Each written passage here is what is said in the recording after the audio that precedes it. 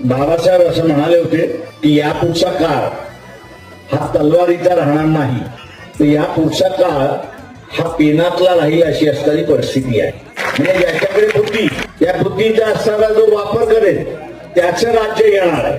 आता ह्या बुद्धीचा असणारा वापर आपण करायला त्या ठिकाणी शिकलं पाहिजे अशी परिस्थिती आहे. आणि बुद्धीचा वापर करायचा असेल तर त्याला दोन गोष्टी महत्वाच्या आहेत. एक आपल्याकडे ज्ञान पाहिजे आणि दुसरं हिंमत पाहिजे. जे ज्ञान आहे ते मांडायची हिंमत नसेल तर त्या ज्ञानाचा उपयोग आहे. आणि म्हणून हिंमत ही सगळ्यात महत्वाची. ती हिंमत आली तर सत्ता, आणि सत्ता आली की मग समाज व्यवस्थेमध्ये काय पेरायचं हे आपण त्या ठिकाणी ठरवू शकतो. आणि म्हणून ज्ञान आणि हिंमत ही सत्ता देते, आणि सत्ता मग आपल्याला पाहिजे ती व्यवस्था निर्माण करता येते अशी असणारी परिस्थिती.